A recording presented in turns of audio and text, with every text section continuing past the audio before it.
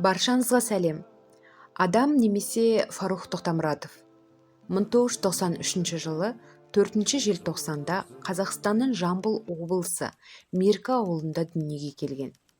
Фарухтың балалық шағы қазақтың Меркі ауылында өтті. Музыкант көп балалы отбасында жақын туыстарының ортасында өсті. Болашақ орындаушы орта мектепті тұрғылықты жерінде бітірген. Одан кейін Сәтбаев атындағы Қазақ ұлттық техникалық университетінің мұнай өнеркәсібі факультетіне оқуға түсіп, оны ойдағыдай аяқтады. Жігіт инженер-дизайнер мамандығы бойынша диплом алды. Алайда жас маман өз мамандығы бойынша жұмыс істемеді. Фарух музыкалық шығармашылықтың пайдасына, табыс әкелетін жұмысты тастағанына ешқашан өкінген емес. Талантты орындаушы үшін музыка бірінші орында. Фарух Тоқтамұратов музыкалық мектепте оқымаған, бірақ музыка оның жүрегінде болды. Музыкаға деген таланты табиғаттың сыйы екеніне жігіт сенімді. Ержеткен Фарух маманмен бірге вокал бойынша оқуды бастады. Оның өзі табиғи деректерді кемелділікке жеткізу ниетімен деп түсіндірді. Фарухтың ағасымен бірге өнер көрсеткен кездері бала күнгі достарының есінде. Олар бірігіп Фиргаус музыкалық тобын құрды.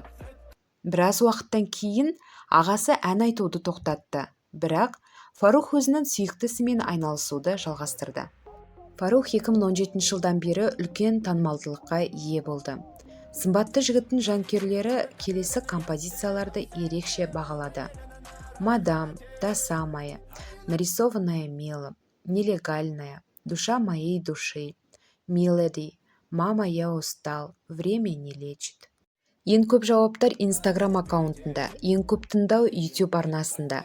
Оның үстіне жанкүйерлердің белсенділігі отанында да, Ресейде де байқалады. Басқа орыс тілді елдерде қызығушылық танытуда.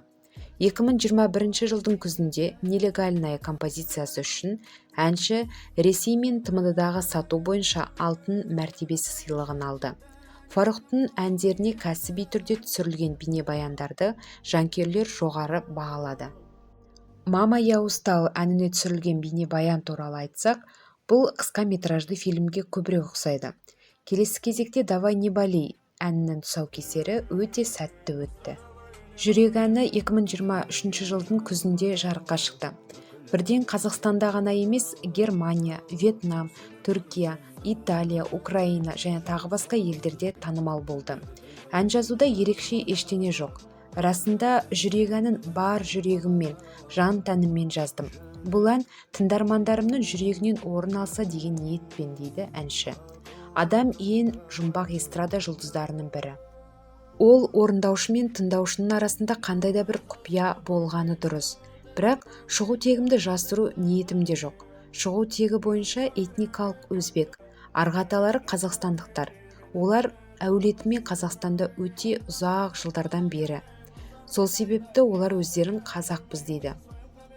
Адам бұл есімнің шоу-бизнеске қосылғанына айтарлықтай көп уақыт бола қойған жоқ. Бірақ әншінің 5 ай бұрын шыққан «Жүрек» атты трегі трендтен түспей тұр. Тіпті композицияның лицензиясын Қытай Халық Республикасы $90,000 сатып алған. TikTokта 4 миллион 400 мың видео түсіріліп, 5 миллиардқа жуық қаралым жинап, ТМД-да абсолюттік рекорд орнатқан.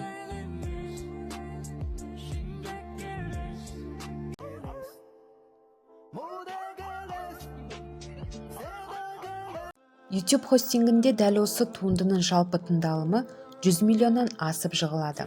62 мемлекеттің музыкалық чарттарында үздік үштікке енген. Жүрек әнін өзі орындамас бұрын Тұрар Ыдырыс пен Райымға ұсынып көрген екен. Адам командасымен бірге 10 маусымнан бастап Қытай мемлекетіне ән сапарға аттанады. Одан бөлек 26 сәуірден бастап 7 мамырға дейін Еуро турға шықпақ. Атап айтқанда, Германияның Ганновер, Ирландияның Дублин, Испанияның Мадрид қалаларында концерт қоймақ. Жоспарда Барселона мен Италия шаһарлары да бар. Тұран медиа лейблінің директоры Аббас Тұранов адамның негізгі сыншысы. Бірақ ең алдымен ол оның досы, ағасы және оның жұмысын әрқашан адал бағалайды. Адам еркін күрестен спорт шеберлігіне үміткер. Аталмыш спорт түрімен 10 жылға жуық айналысқан. Ән жазудан бөлек түрік, қазақ, орыс, өзбек тілдерін жетік меңгерген. Қалаберді ат баптағанды жақсы көреді. Бәйгелерге қосатын 9 ағылшын жылқысы бар. Ойлама әні қазақ тіліндегі екінші туындысы. Бұл ажырасқан жұп туралы ән. Әлі күнге дейін бір-бірін сағынады. Ал жігіт қыздан оны және өткенін бәрін ұмытуды сұрайды. Әнде бар жүрегімен жазылған. Бұл жұмысы да өзін көрсетеді деген сенімде. Жүректеп шырқаған серінің жеке өмірі құпия. Өзі туралы ашылып айтқысы жоқ. Әртістің басты қағидаларының бірі. Жүрек әні жақында шығатын Бағлан Әбдірайымовтың Zero қарыс толық метрінің саундтрегі. Жаһандық музыкалық платформаларда көш бастап, толассыз пайда тауып жатқан туындыны әнші ағасына тегін беріпті. Әртіс болашақ туралы айтқанды ұнатпайды. Бәрі де Алла тағаланың қалауымен. Біз тек жұмыс істеп тырысамыз дейді адам. Осымен бүгінгі шығарылым аяқталды. Қызықтан қалмас үшін каналға тіркеліп қойыңыздар.